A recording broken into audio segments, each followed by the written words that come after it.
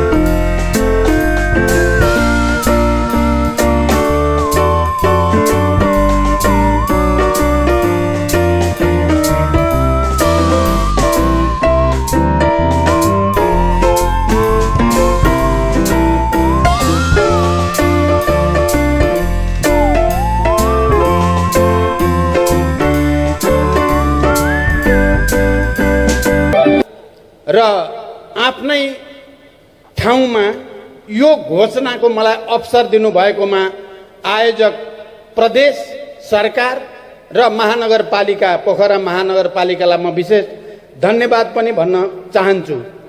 यस अभियानले पोखरा मात्र नभएर सिङ्गो गण्डकी प्रदेश र देशकै पर्यटन प्रवर्धनमा महत्त्वपूर्ण योगदान गर्ने विश्वास मैले लिएको छु।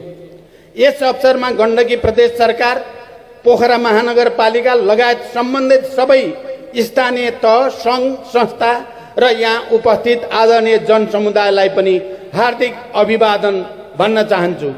पोखरा नेपालका मुख्य सहरहरूमध्ये बहुआयामिक विशेषता र विशेष सम्भावनाले भरिएको सहर पनि हो।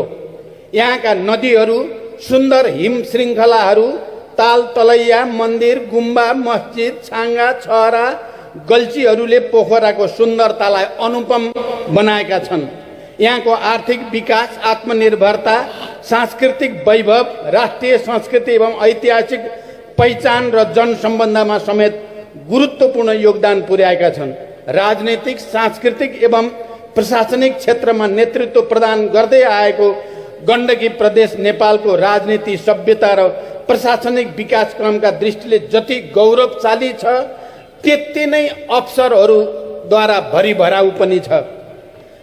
यसै घोषणा सभा मार्फत सम्पूर्ण नेपालीहरूमा पनि म आज विशेष अपिल गर्न चाहन्छु।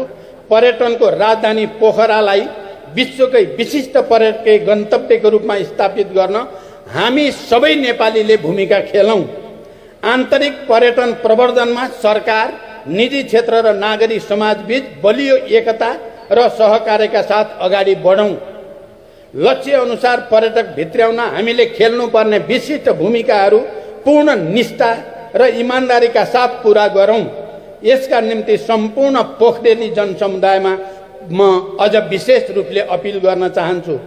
अन्त्यमा पर्यटकीय राजधानी घोषणा सभामा प्रमुख अतिथिका रूपमा आमन्त्रण गर्ने, आफ्ना विचारहरू राख्ने र यो घोषणा गर्ने अवसरका निम्ति हार्दिक धन्यवाद सहित पर्यटकीय राजधानीका निर्दिष्ट लक्ष्य प्राप्तिको दिशामा पूर्ण सफलताको कामना गर्दछु र तपाईँ सम्पूर्ण पोखरेली दिदीबहिनी दाजुभाइहरूमा फेरि एकचोटि हार्दिक बधाई र शुभकामना भन्दै बिदा हुन्छु। धन्यवाद।